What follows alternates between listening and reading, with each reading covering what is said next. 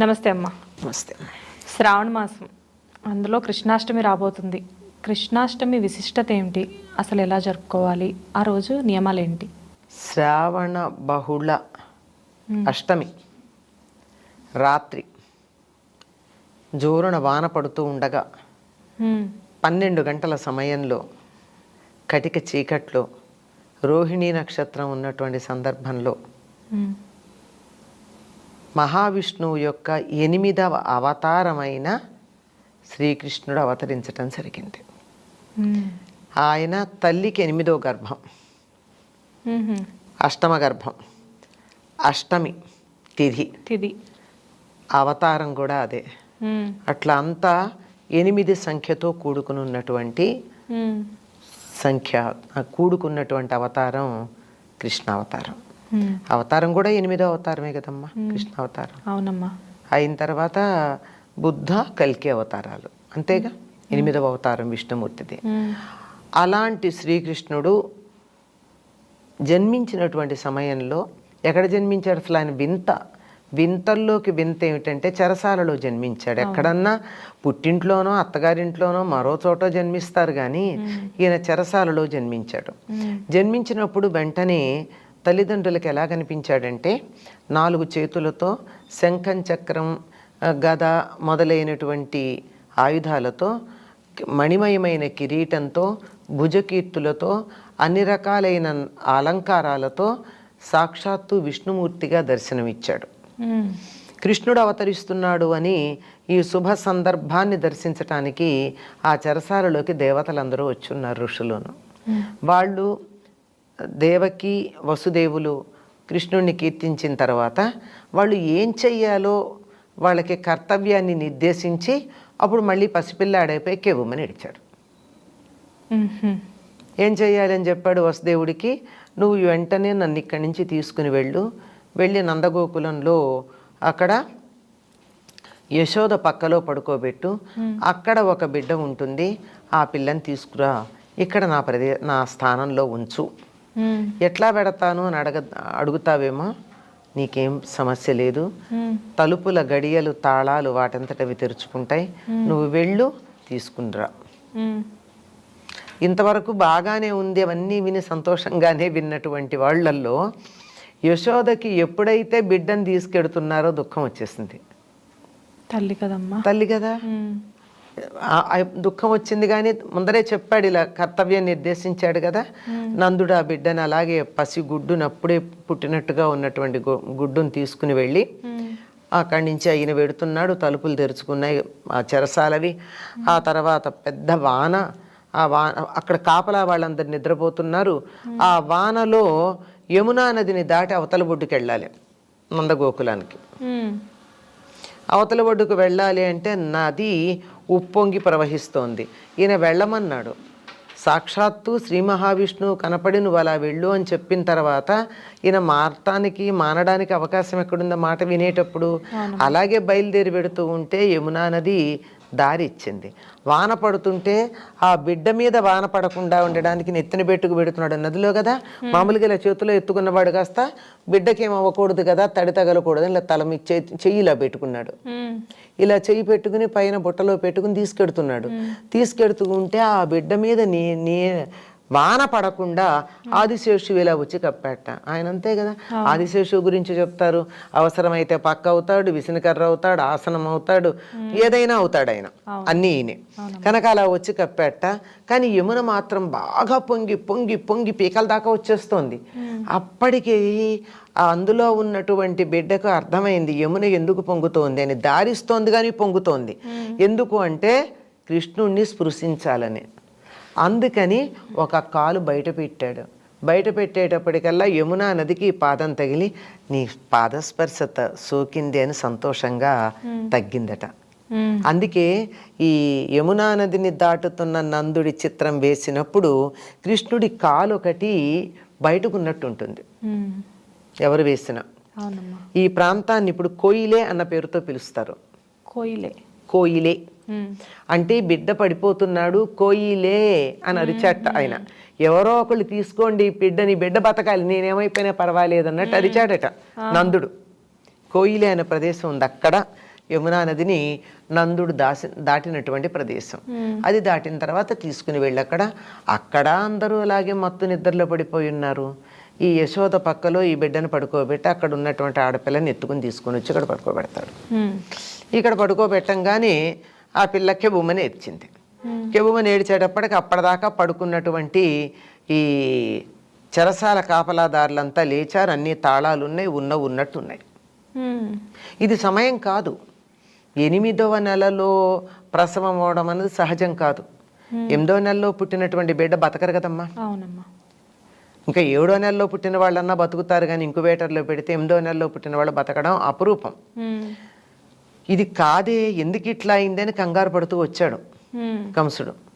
వస్తే ఇక్కడ ఆడపిల్ల. సరే, యథాప్రకారం చంపడానికి ప్రయత్నం చేశాడు.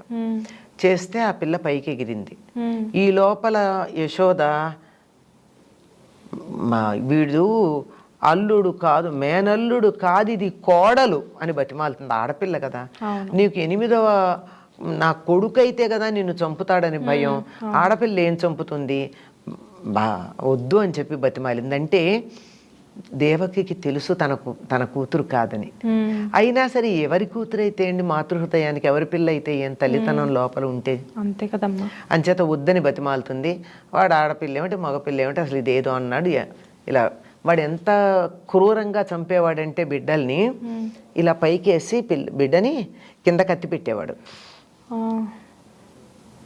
ఆ బిడ్డ కత్తి మీద పడి చనిపోవాలి. ఇది అందరి బిడ్డల్ని వాడు చంపిన పద్ధతి. ఈ పిల్లను కూడా అలా పైకి ఎగరేశాడు. ఎగిరింది అక్కడే ఉంది, కిందకి రాల. అది నిన్ను చంపేవాడు వేరే చోట పెరుగుతున్నాడులే, నువ్వు నన్ను చంపలేవు అని చెప్పి అంతర్ధానం అయిపోతుంది. ఇది ఆనాటి సంఘటన, కృష్ణాష్టమి నాడు. ఈ సంఘటనను ఆధారంగా చేసుకుని ఈ మధ్యకాలంలో ఒక పోస్ట్ చూశానమ్మా, చాలా బాధేసింది నాకు.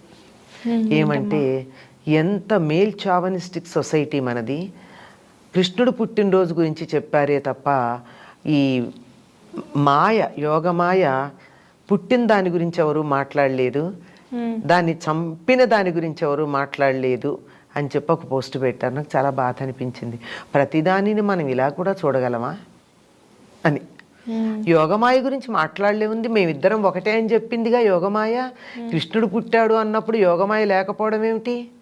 దాన్ని చెప్తారు, ఇక నుంచి నువ్వు కాత్యాయని అన్న పేరుతో ఇక్కడుండి అందరి చేత ఆరాధించబడతావని కృష్ణుడు చెప్పాడు. గోపికలందరూ కాత్యాయని వ్రతమే చేశారు. అది పుస్తకాలు చదవం కదా, పుస్తకాలు చదవకుండా అక్కడ హియర్సే అంటారే, వినికిడి పట్టుకుని మాట్లాడేటటువంటి మాటలు. అక్కడేమీ ఆ బిడ్డ చనిపోలేదు. దాన్ని మనం కృష్ణాష్టమిని కృష్ణుడు పుట్టిన రోజుగా కాక యోగమాయని చంపిన రోజుగా మనం భావించాలి అని చెప్పిన దానికి మనం దాన్ని ఏ రకంగా అర్థం చేసుకోవాలో చూడండి. యోగమాయ ఏం చనిపోలేదు, ఆవిడ అంతరిక్షానికి ఎగిరింది, వెళ్ళి అక్కడ ఉంది, వాళ్ళందరి చేత పూజించబడింది. కృష్ణ సోదరి ఆవిడ, కృష్ణ సోదరిగా ఆవిడికి కూడా ప్రాధాన్యం ఉంది, లేకపోవడమేం లేదు. ఆవిడకున్న నామాల్లో కృష్ణ సోదరిని కూడా ఉంటుంది.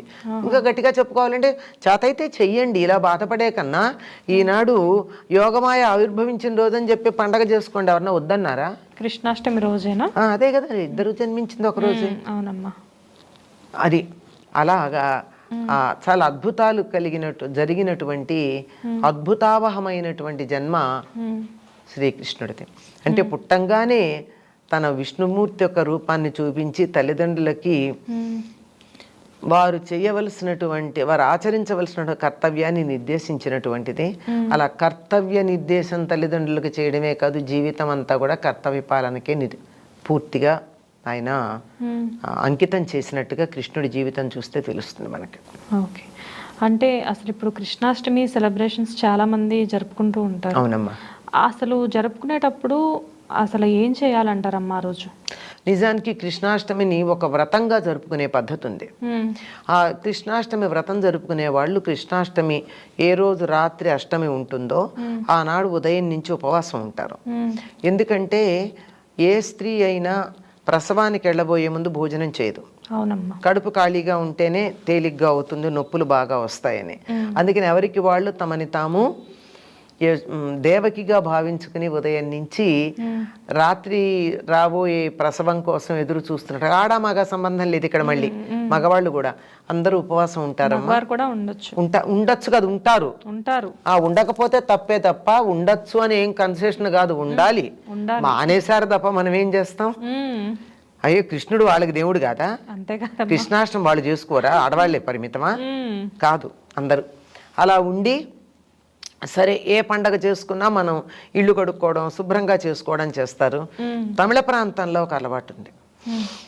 ఏమిటంటే మనం మామూలుగా ఇల్లు కడుక్కుని ముగ్గులు వేసుకుంటే వాళ్ళు మాత్రం కృష్ణుడి పాదాలు వేస్తారు. గుమ్మంలో నుంచి లోపలికి మందిరం దాకా వచ్చేటట్టుగా కృష్ణుడి పాదాలు వేయడం అక్కడ అలవాటు. ఎవరి అలవాటు వాళ్ళది, ఎవరి ఇష్టం వాళ్ళది. ఒక అందమైన అలవాటేగా, మనం ఆనందం చూద్దాం, బాగా ఉందని సంతోషిద్దాం. ఇప్పుడు మన దగ్గర కూడా చాలా మంది అలా జరుపుకుంటున్నారు. అదేమ్మా, ఎక్కడైనా ఒకటి బాగుందనిపిస్తే మనం అనుసరిస్తాం. తెలుగు వాళ్ళకున్న గుణం ఏమిటంటే ఇతరులు ఏదైనా బాగా చేస్తే అనుసరిస్తాం, మనకు మంచిదైనా వదిలేస్తాం. రెండూ ఉన్నాయి. మంచిదే, అనుసరించడంలో తప్పేం లేదు. రోజంతా ఇలా ఉపవాసం ఉన్నాక ఈ సమయంలో కృష్ణుడినో తలుచుకుంటూనో, కృష్ణనామమో లేకపోతే విష్ణు సహస్రనామమో ఏదో చేసుకుంటూ పిండి వంటలు చేస్తారు. కృష్ణుడు బాలకృష్ణుడుగానే మనకి చాలా ఇష్టం. గోపీకృష్ణుడు, పార్థసారథో అన్న దానికన్నా. అందువల్ల కృష్ణుడంటే ఒక విగ్రహంలో ఉన్నాడా? అందరి పిల్లల్లో లేడు. పిల్లలందరూ కృష్ణుడు రూపాలే కదా. అందుకని ఆ పిల్లలకందరికీ సాయంకాలం పూజ చేశాక ఈ చేసిన పిండి వంటలన్నీ పిల్లలకి పెడతారు. రకరకాల పిండి వంటలు పిల్లలు తినేవి, పాలకాయలు, కజ్జికాయలు, చేగోడీలు, ఇలాంటివి అనమాట. ప్రత్యేకించి ఇదే పిండి వంట చేయాలి అన్న నియమం ఏమీ లేదు. పిల్లలు తినేవి బాగా. కొన్ని పెద్దవాళ్ళు తినేవి ఉంటాయి కదా, హల్వాలు లాంటివి అనుకో. పిల్లలు ఏం తింటారమ్మా? వాళ్ళ కరకరలాడుతూ కొరికేటటువంటివి, ఇక్కడి నుంచి పట్టుకెళ్ళి ఆడుకుంటూ మధ్యలో తినేవి, చేతికి అంటనివి వాళ్ళకి కావాలి. అవునమ్మా, పిల్లలు తినేవి అవే కదా. అట్లాంటివి చేసి పిల్లలకి అందరికీ పెట్టడం, ఇంకా పూజలు భజనలు ఇవన్నీ చేస్తూ రాత్రి 12 గంటలు అయ్యే వరకు పూజలు చేస్తా. దానికన్నా ముందు పూజ మొదలుపెట్టి పూజ చేసి 12 అవగానే కృష్ణుడు ఆవిర్భవించాడు అని చెప్పి ఉయ్యాల్లో వేసి ఊపుతారు. ఇంకా సంప్రదాయం తెలిసినటువంటి వాళ్ళు చంద్రుడికి అర్ఘ్యం ఇస్తారు. కృష్ణుడు పుట్టాడు అనగానే అయిన తర్వాత కొంతమంది పడుకుంటారు. ఉండలేని వాళ్ళు, లేని వాళ్ళు కొనసాగిస్తారు ఆ భజనలు పూజలు అవి. మర్నాడు ఉదయం మామూలుగా కాలకృత్యాలు అవన్నీ అయిన తర్వాత స్నానం చేసి మళ్ళీ పూజ చేసుకుని అప్పుడు చేసినటువంటి వంటని దేవుడికి నివేదన చేసి ఊళ్ళో వాళ్ళకి పెట్టి అందరికీ పెట్టి తర్వాత తింటారు. అయితే ఈ సమయంలో సరిగ్గా కృష్ణుడు పుట్టంగానే చేసేది ఏమిటి అంటే, పుట్టాడు అనగా 12 గంటలకి వెన్న, తేనె, పాలు, పెరుగు ఇవి నివేదన చేస్తారు. దొరికితే ఆవువే ఇవన్నీ. ఆవు పాలు, ఆవు పెరుగు, ఆవు వెన్న, ఆవు నెయ్యి ఇవన్నీ నివేదన చేస్తారు. కండ చక్కెర, మామూలు పంచదార కాదు, కండ చక్కెర చేస్తారు. అంటే పటికి బెల్లం దంచి చేసినటువంటిది. అటువంటిది ఇది నివేదన చేయడంతో పాటుగా ఈనాడు చేసే ప్రత్యేకమైన నివేదన ఏమిటంటే కాయం. కాయం అంటే బాలెంతలకు పెడతారు కదమ్మా, కట్టెకారం, కాయం అంటారు. అంటే ప్రసవం అయిన తర్వాత మళ్ళీ ఆ అమ్మాయికి వాతం కమ్మకుండా పాలు బాగా పడుతూ శరీరం ఆరోగ్యంగా ఉండడానికి సొంఠి మొదలైనటువంటి దినుసులతో తయారు చేసిన పొడి ఉంటుంది. దాన్ని కట్టెకారం లేక కాయం అంటారు. బాలెంతలకి తప్పకుండా పెడతారు, చాలా వేడి చేస్తుంది అది. అందుకని ఏం చేస్తారు, దాన్ని నేతిలోను బెల్లం వేసి నీటితో కలిపి పెడతారు. బాగా రుచికరంగా, ఘాటుగా రుచికరంగా బాగుంటుంది. ఎప్పుడైనా అవకాశం దొరికితే వదలకండి, తినండి, చాలా రుచిగా ఉంటుంది. చక్కగా ఆ కాయం నివేదన చేసి పెడతారు. ఎందుకంటే అందరూ ఎవరికి వాళ్ళు దేవకీదేవిగా భావించుకున్నారు గనక మరి ప్రసవం అయిపోయిన తర్వాత బాలెంత లక్షణాలు ఉండాలిగా. అందుకని వాటి కోసం కాయం నివేదన చేయడం ఉంటుంది. ఉయ్యాల్లో వేసి ఊపుతారు. ఆ మర్నాడు భోజనాలు అయిన తర్వాత ఇంకా కృష్ణలీలలన్నీ ప్రదర్శించుకుంటూ ఉట్టి కొట్టడాలు అలాంటివన్నీ ఆ మర్నాడు చేస్తారు. ఈ ప్రాసెస్ లో తులసి మాలకు కూడా ప్రత్యేక స్థానం ఉంటుంది కదమ్మా? ఎందుకనమ్మా, మొత్తం అంతా ఉంటుందమ్మా. వైష్ణవ సంప్రదాయంలో తులసికి, తులసి మాలకి చెప్పలేనంత ప్రాధాన్యం ఉంది. నమస్తే అమ్మా. నమస్తే అమ్మా.